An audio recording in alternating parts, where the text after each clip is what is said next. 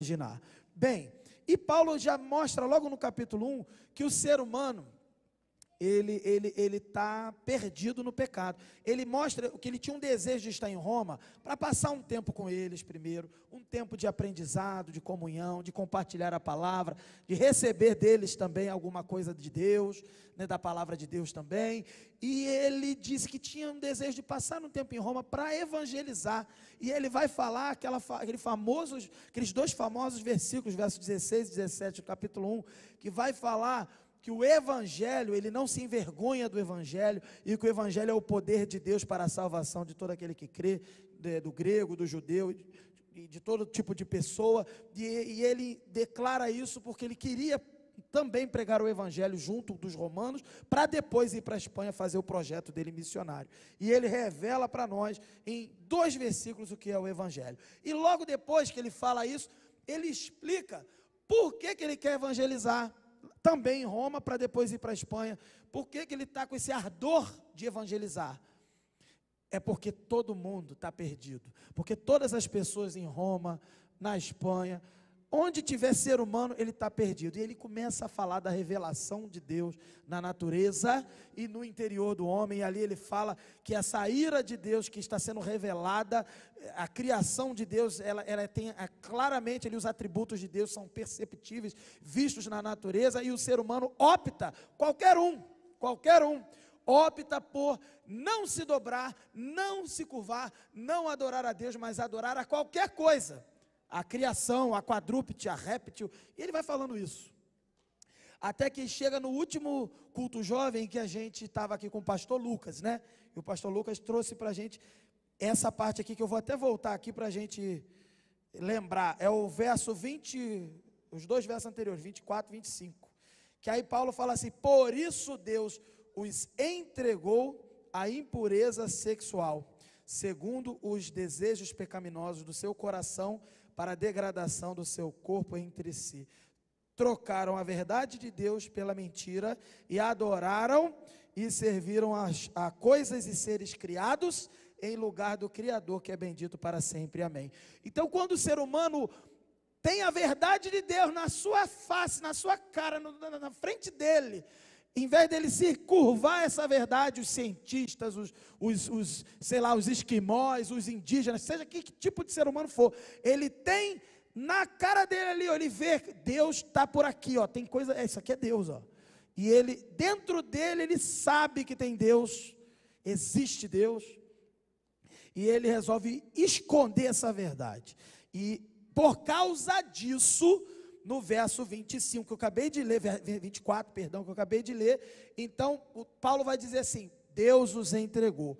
É interessante que eu estou me baseando esse estudo de Romanos na série de sermões de Augusto Nicodemos, reverendo Augusto Nicodemos. Tem também outras influências, mas a sequência que eu estou seguindo é do reverendo Augusto Nicodemos. E ele ressalta uma coisa interessante, que a partir do verso 24, você tem 3 momentos que Deus rejeita, né? Ele retribui o ser humano por aquilo que o ser humano decidiu fazer com a revelação de Deus, né? Quando ele, em vez de se curvar a Deus, ele rejeita a Deus, ele adora outro Deus, ele faz lá a sua idolatria e uma série de outras coisas que nós já vimos.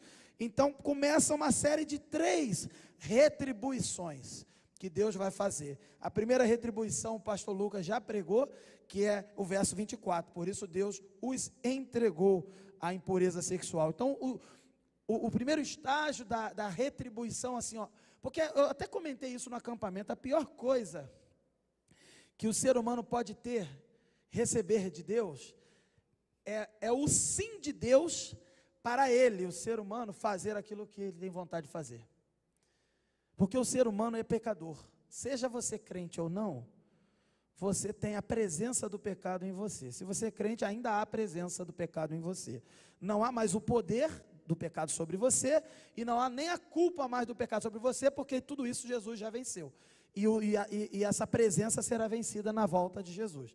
Agora, para o cara que não é crente, além de ter a presença, ainda tem a culpa e o poder. Ele é governado pelo pecado, ele é culpado pelo pecado. O fato é que como o pecado ainda está no mundo, no universo, há uma realidade de oposição entre o pecado e a vontade de Deus a ser vivida, e na vida do crente a ser vencida, e na vida do não crente, ele está totalmente largado a isso. E aí o que acontece? Quando alguém pede para Deus, ó, eu quero fazer o que eu quero, em vez de fazer, eu quero fazer a tua vontade, em vez de ele orar e pedir a vontade de Deus, ele pede, me dá aquilo que eu quero, me dá aquilo que eu desejo, me dá aquilo que eu mereço. Quando o homem começa a fazer esse tipo de interpelação a Deus, e quando ele busca isso, Deus vai lá e dá. Tem uma hora que Deus vai lá e dá, Deus resolve dar, então toma. E a primeira retribuição então que Deus dá é essa, entrega ao ser humano para a sua impureza sexual, para os seus desejos pecaminosos. Aí pastor Lucas até falou assim, não troque a sua adoração. Por quê? Porque o ser humano trocou a adoração. Em vez de adorar a Deus, adorou a qualquer outra coisa, e ficou buscando fazer a sua própria vontade. Deus vai lá, toma então, tira o pé do freio, ele está freando, protegendo o ser humano. Ele tira o pé do freio, então vai um pouquinho. Tu quer ir? Então vai se lascar um pouquinho. E aí então o ser humano se afunda no primeiro estágio, que é o estágio de imoralidade sexual, segundo os desejos pecaminosos do seu coração, e vai degradar o seu corpo. Esse é o primeiro estágio, né? E pode ter certeza disso, todo ser humano ele tem algum nível de luta na questão da imoralidade sexual. Ele tem que estar sempre atento. Se ele é crente, está lutando com isso para não cair nisso. E se ele não é crente, já deve estar mergulhado nisso. E no verso 25, que o pastor Lucas lembrou bem, pregou, ele também falou, trocaram a verdade de Deus pela mentira, trocaram a adoração. A adoração à verdade de Deus por uma adoração à mentira, a adorar e servir coisas e seres criados no lugar do Criador. E aí, tu pensa assim, pô, o cara já se lascou, né? Mas tem coisa pior. E aí é o verso 26 e o 27. É a segunda retribuição. É o que a gente vai estudar hoje. Nós estaremos também estudando mais à frente a terceira retribuição, que é no verso 28. Repara que no verso 28, é no 28? É, no 28. Ele diz assim, lá no meio do versículo, Ele os entregou a uma disposição mental reprovável. É o terceiro estágio. Nós vamos ver mais à frente. Mas hoje nós vamos nos ater ao verso 26 e 27, que é o segundo estágio. Por causa disso o quê? De já estarem entregues à imoralidade sexual, porque estavam trocando a adoração verdadeira pela adoração mentirosa. O que aconteceu? Foram entregues ao segundo estágio. Foram entregues, por isso Deus os entregou a paixões vergonhosas. Então o ser humano é entregue a paixões vergonhosas. Amém, irmão. Agora vai lá ouvir a palavra, senta lá. E aí ele fala, que são paixões vergonhosas? Ele vai dizer. Primeira parte que ele fala, até suas mulheres trocaram suas relações sexuais naturais por outras contrárias à natureza. E ele continua, da mesma forma, os homens também abandonaram as relações naturais com as mulheres e se inflamaram de paixão uns pelos outros, começaram a cometer atos indecentes, homens com homens, e receberam em si mesmos o castigo merecido pela sua perversão. Essa é a palavra do Senhor para nós nessa noite. Vamos orar para Deus abençoar?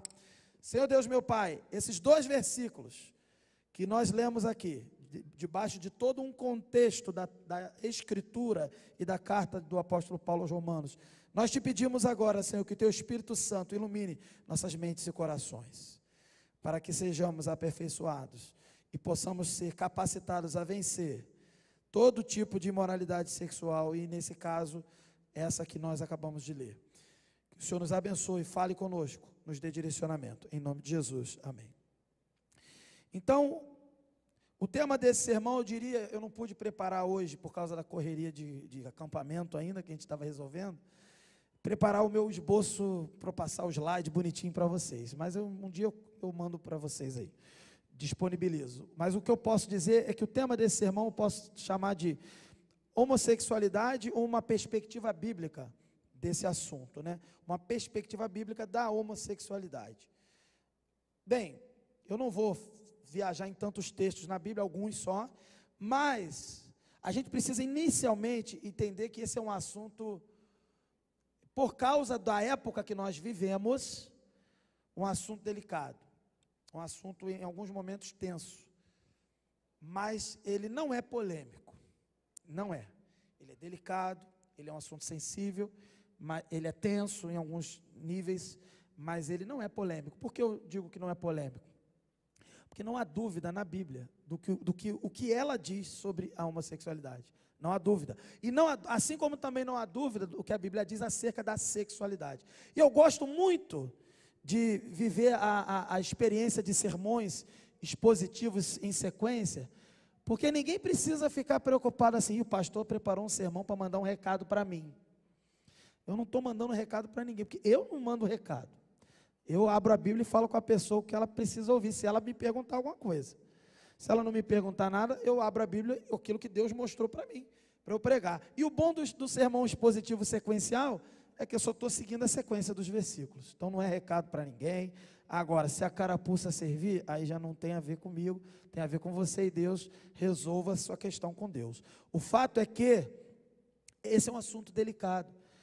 E é um assunto que, dependendo de como você fala, pode te colocar num problema até judicial hoje em dia. Dependendo de como você registra ele na internet, pode prejudicar até a sua liberdade ali de ter acesso a mídias sociais. Eu que tenho um canal no YouTube para guardar algumas coisas que eu faço, posso perder um canal, posso perder lá, tudo bloqueado, dependendo de como se faz. Se você pesquisa determinada coisa no Google ou nas ferramentas mais modernas que existem, chat GPT do tipo, ele mesmo te avisa, esse é um tema sensível, quer continuar? Ele mesmo avisa. Você quer ir por aí? O que isso significa? Significa que nós estamos vivendo numa sociedade em que há um movimento de propagação desta prática. Eu não vou aqui falar só, nesse preâmbulo inicial, que eu estou falando do movimento, mas eu também vou falar do pecado em si. Mas é preciso falar, o nosso contexto é debaixo de um movimento. Nós já tivemos a oportunidade na classe Certo ou Errado, que já se encerrou, falar sobre isso na segunda aula, se eu não me engano. Tivemos a oportunidade no De Ponta Cabeça, que é uma programação somente para jovens, no primeiro De Ponta Cabeça, que foi em setembro, também falar sobre isso. E olha que coincidência de Deus, né? Estamos falando de novo. É porque Deus deve querer que a gente fale sobre isso. Não é verdade, queridos? Mas o fato é que a gente está vivendo num contexto, então, de um movimento organizado que quer propagar isso. Há toda uma intenção por trás. Tem gente que participa desse movimento e acha que está, sinceramente, essa pessoa é sincera. Ela acha que ela está lutando por liberdade, ela acha que ela está lutando por igualdade, ela acha que ela está lutando por direitos justos das pessoas, etc. Ela acha isso. E ela não sabe que ela está sendo manipulada, espiritualmente pelo diabo, sempre. E também politicamente, para que, por causa desse tipo de prática, a instituição principal, que é a família, né, a família que Deus criou, seja destruída nas sociedades, para que as sociedades sejam reconstruídas com outra perspectiva não cristã. E qualquer coisa que seja contrário à palavra de Deus e seja colocado no lugar daquele alicerce, por mais torto que as pessoas usem, né, o conceito de família, ainda assim, se isso for substituído por outra coisa, será pior, será para piorar.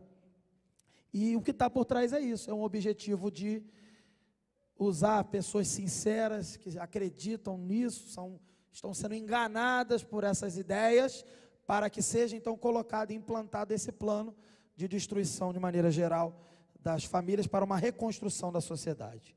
Esse movimento chega ao ponto de você sentir, já que você vive num ambiente, que se você for heterossexual, você está errado.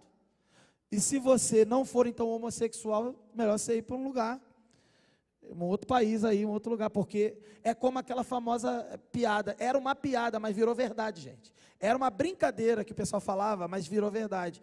O cara, matuto da roça, ele chegou e tal na cidade, aí viu que o negócio ali da homossexualidade era muito forte, ele falou, poxa vida, lá na minha terra, na minha época, era proibido, agora é permitido, eu vou embora daqui, porque daqui a pouco vai virar obrigatório. Era uma piada, mas é uma realidade.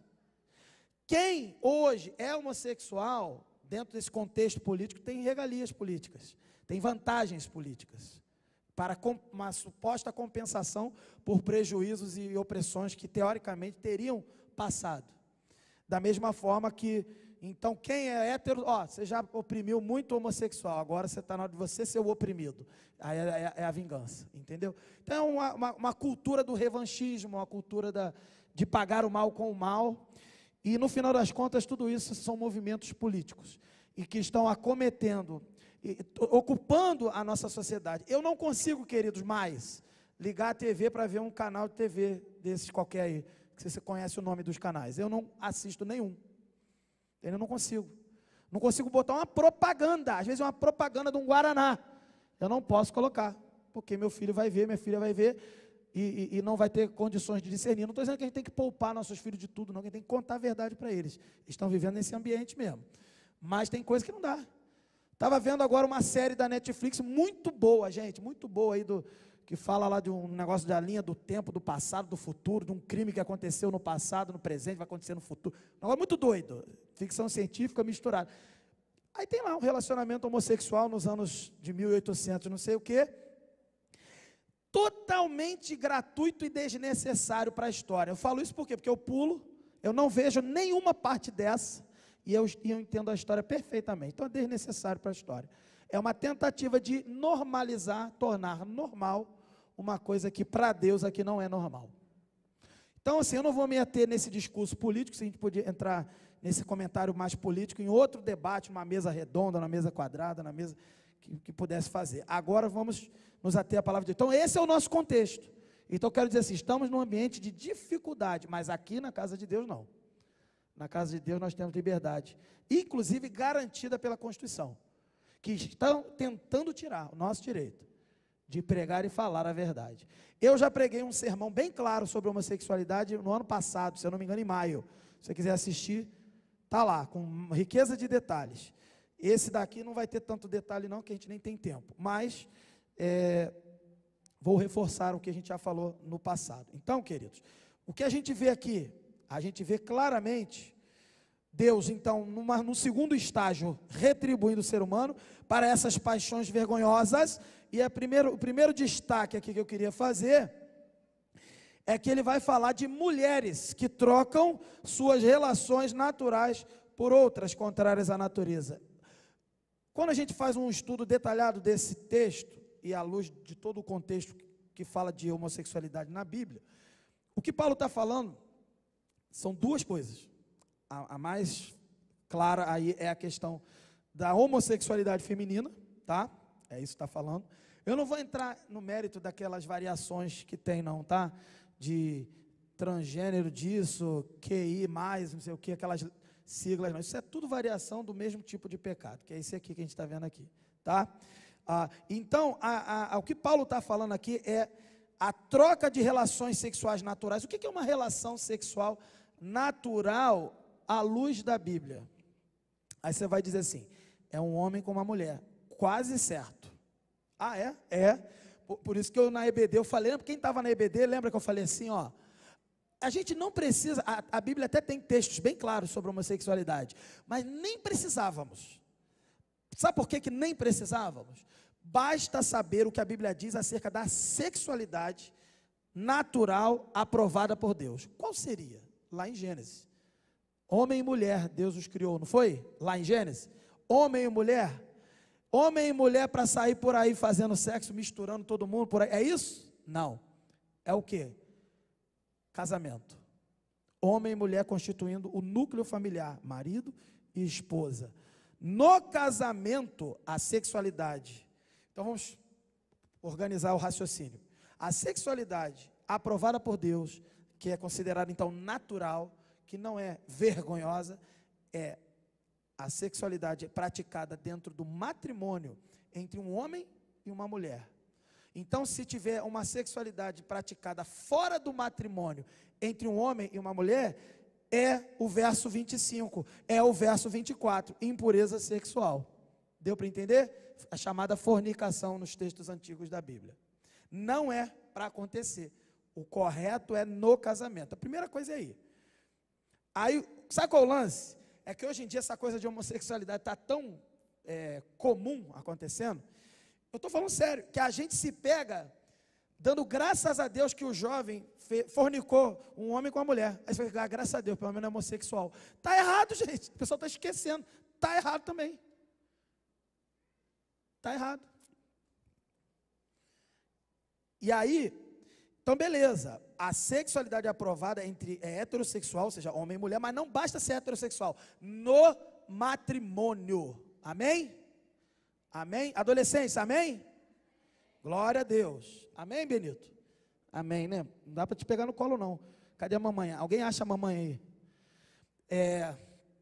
Agora, uma vez que você entende que a sexualidade aprovada é essa que eu acabei de falar, heterossexual no matrimônio, baseada em Gênesis e todo o desenrolar da Escritura, você não precisa procurar uma variação. Para que eu quero uma variação? Para que eu quero saber se pode homem comer uma mulher? Já sei que não pode, mas a Bíblia não se furta em redundar, e nesse sentido, em redundar, em repetir, ela apresenta então detalhes, para não ter dúvidas, e ainda assim, as pessoas tornam um assunto que não deveria ser polêmico, em algo polêmico, há controvérsia, talvez seja, talvez não seja.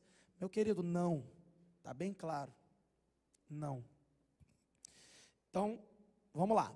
Então, o primeiro ponto é isso, as mulheres trocam a sua relação natural por outra, contrária. Então, a relação natural de uma mulher seria com um homem no matrimônio, ela não faz mais isso. Aí o texto diz que ela vai fazer o quê? Ela vai trocar essa relação por outra, contrária à natureza. E o que Paulo está dizendo é que são mulheres com mulheres. E, às vezes, também, mulheres fornicando de forma também heterossexual, ou até mesmo, aí tem outra possibilidade também dentro disso aqui. Mulheres dentro do seu matrimônio, com seu marido, se acometendo de paixões vergonhosas, num nível de prática sexual reprovável dentro do matrimônio, também. Mas a grande compreensão aqui do texto é a prática da homossexualidade feminina. Ficou claro? Está claro que Paulo está reprovando isso aqui?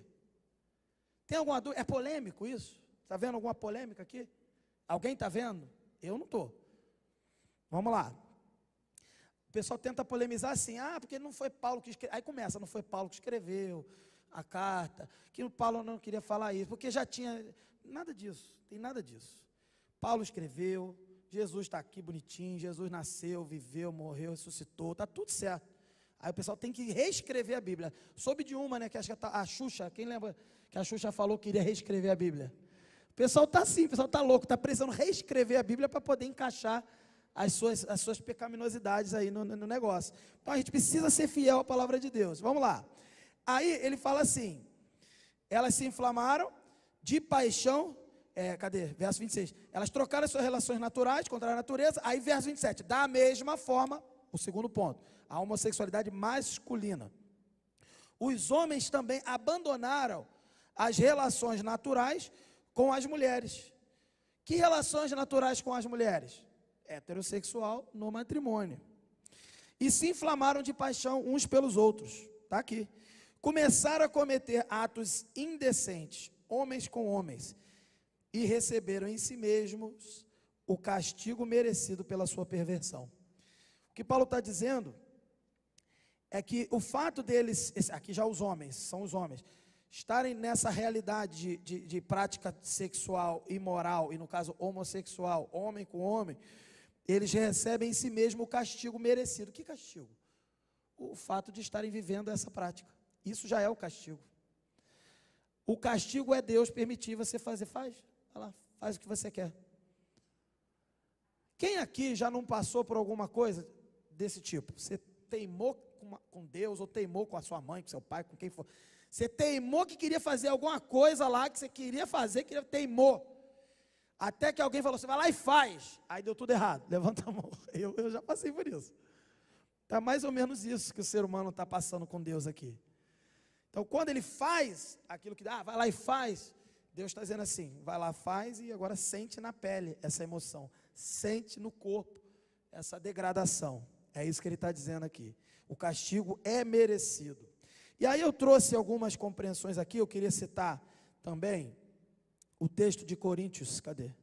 6, versos 9 e 10, 1 Coríntios 6, versos 9 e 10, para apoiar aqui o que a gente está falando, nesses dois versículos, 9 e 10, de Coríntios 6, Paulo vai falar um pouco também sobre isso. Está na tela aí? Coloca na tela, por favor. Ele vai dar duas classificações, a NVI ajuda a gente a compreender, ele traduz de uma forma mais clara para o nosso tempo aí. 1 Coríntios 6, 9 e 10. Na tela. Vocês não sabem que os perversos não herdarão o reino de Deus? Não se deixem enganar. Aí ele vai fazer uma lista. Nem imorais, nem idólatras, nem adúlteros, nem homossexuais passivos ou ativos, nem ladrões, nem avarentos, nem alcoólatras, nem caluniadores, nem trapaceiros herdarão o reino de Deus.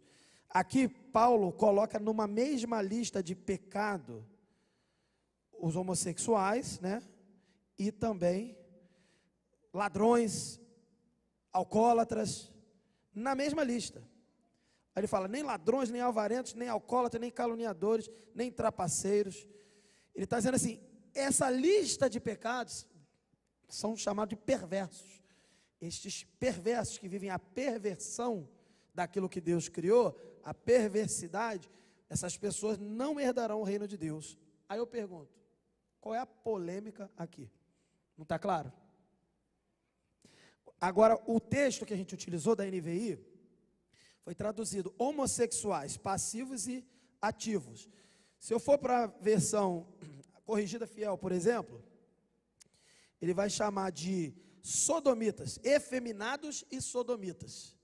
A tradução mais antiga, nem efeminados e sodomitas. Efeminado representa o passivo, aí, que é traduzido como passivo, e o sodomita, o ativo. E existem palavras gregas aqui para expressar isso aqui, né? A palavra que é traduzida por efeminado ou homossexual passivo, é a palavra malakos, que no grego significa mole, macio, suave. Não se trata apenas de homossexualidade pura e simples. O efeminado é um homem que tem características, presta atenção, ou modo próprio de mulher. Essa palavra representa não apenas a pessoa que se deita como mulher e faz a prática consumada, mas também a pessoa que se assemelha, ou se veste, ou age como, ou se comporta, trejeitos e tudo mais. E isso é um ponto que eu falo sempre, e por isso tem uma galera que foge do que eu falo, porque ela quer viver no jeitinho, porque foi criado por vó e no jeitinho, e esse jeitinho aqui também é pecadinho, ou melhor, pecado também. E eu não falo isso porque eu quero o mal de quem faz isso. Eu sou talvez um dos poucos que falam isso. Pelo menos aqui na igreja eu não lembro de alguém falar. Sinceramente não lembro. Mas também ninguém está pregando esse texto, né? Só eu, né? Mas quem tem que pregar? Para pregar para jovem, né? Sou eu mesmo, né? O fato é que aí eu até na IBD eu citei um caso. Eu vou citar aqui para ficar registrado na internet. Acho que eu falei também no ano passado. Que eu vi, esse caso para mim é emblemático, você já ouviu alguma vez eu falar isso, vou repetir para quem não ouviu. Eu estava aqui na igreja, sentado ali, 2011, veio o grupo da Cristolândia, acho que no começo do projeto deles, estava bombando, eles são bênção, gente que, vocês sabem o que é o pessoal da Cristolândia, né, que era o pessoal que estava envolvido com tráfico, com droga, com prostituição, e eles foram alcançados por esse projeto de evangelismo, e se converteram a Jesus. E aí veio um rapaz desses que se converteu para dar um testemunho, aqui em cima, aqui, no púlpito. E ele era ex-travesti, tinha 3 meses de convertido. Ele ainda tinha silicone nos seios, lá no peito dele, lá. O cabelo dele ainda estava vermelho, de tinta, mas estava. Aí ele chegou como? Aí eu fiquei assim, meu Deus, o que vai acontecer? Senhor, tem misericórdia, abençoa. Fiquei preocupado. E orei por ele. E aí ele vem, sobe ali a escadinha, não lembro se tinha, acho que não tinha esses apoios não. Aí ele subiu a escadinha, aí chegou no púlpito, ainda com aqueles seios aparecendo, mas assim com uma camisa larga e tal, uma roupa normal, do que um homem costuma vestir na nossa sociedade. E aí ele foi começar a falar com a igreja, então, aí eu lembro que o microfone estava no pedestal, então ele usou as 2 mãos assim, fez assim, ó. Se segurou com as 2 mãos, e ele se travou, eu estava vendo ali, e ele se travou todo, se enrijeceu, e ele começou a falar. Na medida que ele foi falando, a experiência que ele teve com Jesus, aí você via que o corpo dele fazia isso aqui, ó, e ele segurava. Aí eu glorifiquei a Deus, eu falei, isso é uma pessoa que saiu do pecado, e luta com o pecado de fato, e está vencendo. Ele não chegou aqui, ai pessoal, eu tive um encontro com Jesus e soltou plumas e paetês. Não, ele não fez isso. Ele se controlou, entendeu o que é o pecado aqui do malacos efeminado e se travou. E eu não estou falando isso para você ficar constrangido, se você está aqui me ouvindo na internet, ou para nenhum aqui que, eu não tenho problema com isso. Meu irmão, você não tem problema com isso, você tem problema com mulher. Você é homem, tem problema com mulher, porque você é hétero. Entendeu? Se você não tem problema com mulher, você tem problema com dinheiro, você tem problema com alguma coisa.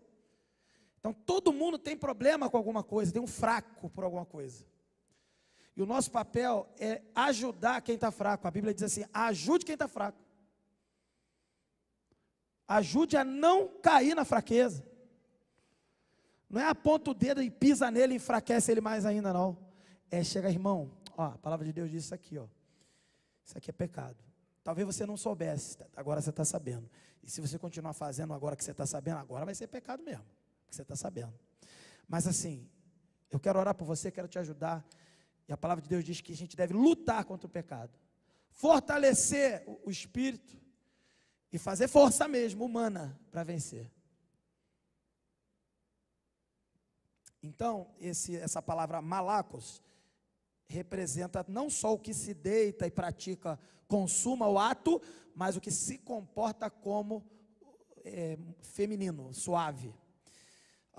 E a outra palavra que é acervocoitês, sodomia, que foi traduzido por homossexualidade ativa, do grego sodomita, pederasta, homossexual. Esse é o termo que a gente chama como ativo, né?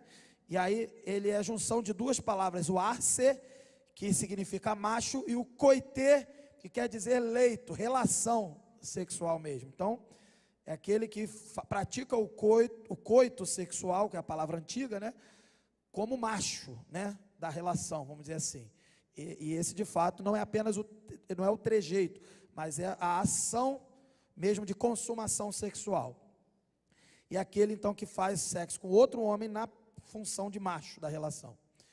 E aí então, é interessante que essas 2 palavras aparecem nesses textos de Coríntios, associadas a ladrão, a avarento, a pessoa trapaceira. Então não é uma condição que você não tem culpa de ser assim, porque você foi criado pela avó, você não teve uma relação masculina para se basear. Não. É uma relação antinatural que você precisa lutar contra. E vai ter pessoas, querido, que vão lutar com isso a vida inteira. Assim como um heterossexual casado, bonitinho, tem que lutar a vida inteira para se manter fiel à sua esposa e não ter nenhum tipo de traição com outra mulher. Vai ter o homem e também a mulher, que vai ter o desejo pelo mesmo sexo e vai ter que controlar esse desejo. Assim como o heterossexual se controla. E é interessante que Levítico 20, 13, diz assim, olha que interessante. para não ficar só no Novo Testamento. Se também um homem se deitar com outro homem, como se fosse mulher, ambos praticaram coisa abominável. Então, é pecado e é coisa abominável, porque é perverter o padrão de Deus. E então, o que a gente faz com essas informações? Primeira coisa, aprender que isso é errado. Todo mundo aprendeu, reforçou que isso aqui é errado? Entender que está claro. Segunda coisa, está claro na Bíblia. É errado, está claro.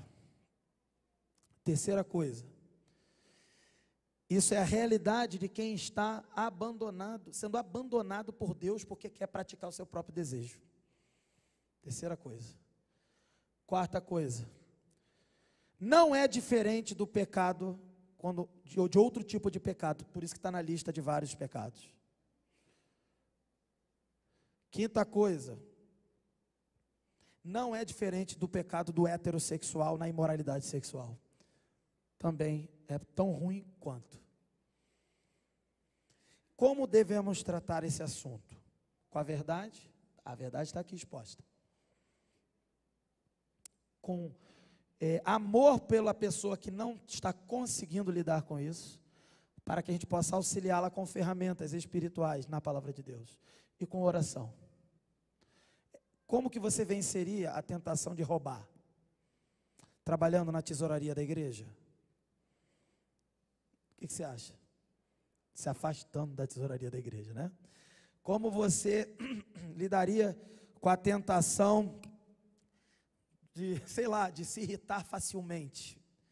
Não participa de uma assembleia da igreja. Estou brincando, brincadeira à parte. Mas não se envolver em situações tensas, críticas, você vai evitar esse tipo de situação, vai para um outro tipo de atividade.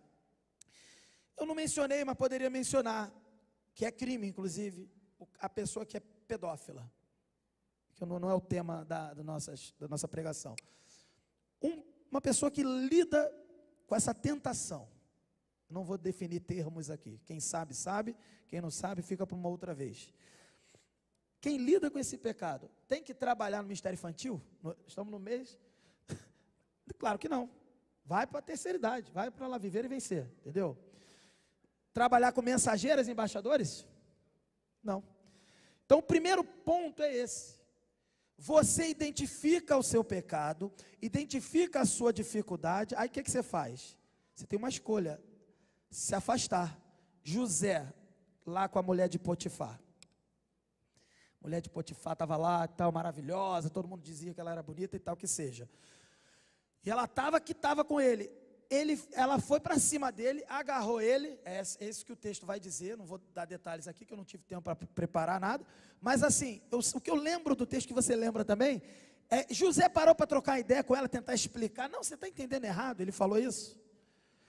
Ele saiu correndo tão rápido, que a roupa dele ficou na mão da mulher, e ele saiu pelado. E deu ruim para ele mesmo assim. Ele foi fiel a Deus e ainda deu ruim. Você entende o que aconteceu? Ele foi fiel a Deus e ainda foi punido. E a mulher inventou mentira, lógico. Mas assim, na Bíblia, para vencer pecado, você não vê a pessoa trocando ideia lá com o pecado. Quem trocou ideia com o pecado deu certo na Bíblia? Eva, quando conversou, nem se chamava Eva ainda. Não se chamava, ela se chamava de mulher. A mulher, quando estava lá no jardim de boa, foi resolver conversar com quem? Com o principal dos pecadores, o inaugurador do pecado, que estava lá na figura da serpente. E conversou, trocou ideia. O que deu no final? Ela pecou. Então a primeira coisa que você vai fazer para vencer qualquer pecado, inclusive a homossexualidade, primeiro é entender que isso é pecado. Segundo, não ficar conversando com o pecado. Então tu não vai assistir programação que tem esse tipo de material, não vai se envolver, obviamente, com pornografia, que é um assunto mais amplo, mas tem a ver, não vai fazer isso. Não vai se colocar numa situação sozinha com a pessoa do mesmo sexo, porque você está lutando com isso. Assim como o hétero não vai ficar andando sozinho com o menino, com a menina, porque a tentação também acontece. Então é a mesma coisa. Não vai se colocar sozinho, sempre em grupo, não é isso? Para se afastar do pecado. E quando for então realmente escolher uma área para trabalhar na igreja, não vai ser a área da tentação. Tem que ser a área inversa, oposta. Também vai procurar apoio em líderes que tratam do assunto com clareza, com amor na palavra de Deus. E vai ter a sua vida espiritual saudável de oração, leitura da palavra, frequência aos cultos, para que assim você possa ser abastecido. Não tem mistério, é como qualquer outro pecado. E o grande argumento dos homossexuais que eles tentam fazer é isso: vocês são hipócritas, vocês aceitam o mentiroso, o fofoqueiro e não aceitam a gente. Não. A Bíblia deixou claro aqui: não herdarão o reino dos céus. Mas o ladrão, o mentiroso, o imoral e também o homossexual, que não herdará o reino dos céus se viver essa prática continuamente, ele está aqui dentro. Não é o cara que vai vir vestido de Carmen Miranda, não, cara. É você e eu aqui. É nós aqui lutando contra isso. Em primeiro lugar, entender que... E talvez você nem seja realmente uma pessoa que esteja lutando contra esse tipo de pecado, mas luta com outro pecado. Então você pode entender o teu irmão, ajudar o teu irmão. E o problema é que as pessoas não falam disso. Não falam até onde isso é pecado e até onde que seja, não seria pecado. Então eu estou falando bem claro, onde começa e onde termina. Agora você tem o dever de lutar. E nós, eu, no meu caso específico, não tenho esse tipo de problema, tenho outro tipo de problema, sei qual é a minha fraqueza, me afasto daquilo que é a minha fraqueza, e entendo você, porque a tua fraqueza já é essa daí. Agora, entender não é concordar com o que você faz. Entender, aceitar o que você faz. Não vou aceitar, nem você tem que aceitar o meu pecado. Você tem que me ajudar para eu não pecar mais. A gente tem que entender que a igreja é um lugar que não foi feito um lugar, todos podem chegar. Todos podem chegar de certa forma. Porque existem regras. Existem regras para se vestir dentro de uma igreja. Existem regras para se comportar, se falar alto, se falar baixo, se está atrapalhando. Existem regras. Isso aqui é um lugar privado. Mas ainda assim que seja um lugar privado e tem regras, tem bastante liberdade para a pessoa sentir à vontade. Agora, realmente eu entendo. A pessoa chega toda maltrapilha daquele jeito, vestido, que todo mundo vê, porque aquilo ali é um travesti, alguma coisa do tipo, que seja. Quer ouvir uma palavra, vamos supor, né, coitada, ela veio na correria, só conseguiu daquele jeito ali, chegar daquele jeito para ouvir a palavra. Aí todo mundo fica olhando, e ela, ó, o negócio ali, ó. O problema é esse, a gente fica olhando lá, em vez de estar orando por ela, em vez de pregar o evangelho para ela. Mas também acho que quem vem vestido de Carmen Miranda aqui dentro, poderia ter tirado a roupa antes de entrar. Também acho isso. Está querendo confusão. Sabe que não precisa estar vestido disso aqui. Entendeu? Mas mesmo que apareça alguém assim, nós temos que tratar com amor, mesmo sabendo que ela está provocando. Está provocando. Mas nós temos que tratar com amor, pregar o evangelho. Então assim, o que eu posso dizer, terminando aqui minha palavra, é dizer, não supervalorize esse pecado como se fosse o pecado do século. Não é. É mais um pecado. Tão grave quanto qualquer outro.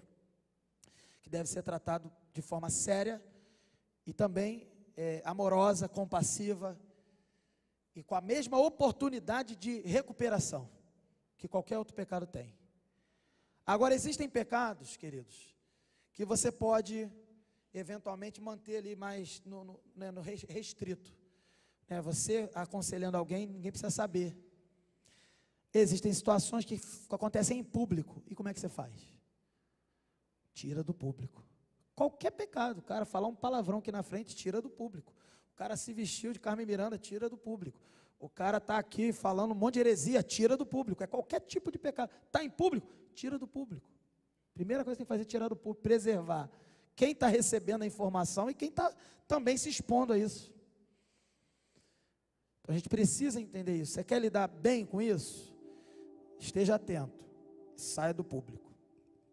Fica você e Deus, mais um líder, uma liderança para te ajudar. Quando você estiver em condições, evoluir um pouco mais, você pode retornar ao público. Agora, se o seu caso nunca foi público, não precisa ser publicizado. Ninguém tem nada com a sua vida pessoal, só Deus. mas você pode compartilhar para pedir ajuda, oração, desde que essa pessoa seja uma pessoa séria que não vai colocar no jornal. Ela tem que colocar diante de Deus, não no jornal. Então a minha palavra e a perspectiva bíblica sobre homossexualidade é pecado. Tão pecado quanto qualquer outro. E deve ser tratado com seriedade e amor, como qualquer outro pecado. Se você tem uma luta nessa área, eu estou aqui, ó. Não precisa vir aqui agora não quero te expor isso. Mas eu estou aqui. Você sabe, nos meus dias aqui na igreja, à noite, geralmente à noite eu estou na igreja. A maioria sabe onde eu moro, vocês sabem as minhas mídias sociais. Sabe o que acontece? Aí sabe o que você vai fazer? Eu vou procurar aquele pastor que fala que isso não é pecado. Tu vai ser acarinhado na terra. E no último dia da sua vida, quando você virar para o cabo da boa esperança, não tem mais esperança para você. Não herdará o reino dos céus. Trocou o reino dos céus por alguns carinhos aqui na terra, para ser incentivado na prática do pecado, para ser protegido para continuar fazendo o seu pecado. Se você é assim, Deus te entregou mesmo para viver isso e sofra isso. Mas se você quer mudar de vida, sai do seu conforto, conversa com quem está abrindo a palavra para você e luta com ela. E ela vai lutar com você.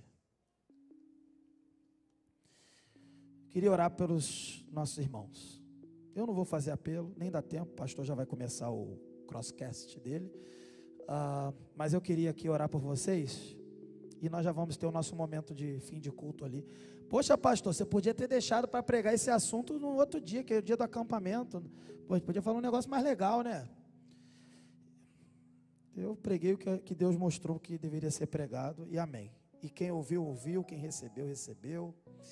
E a minha oração é que a gente pregue mais sobre isso. Em primeiro lugar, os líderes falem sobre isso.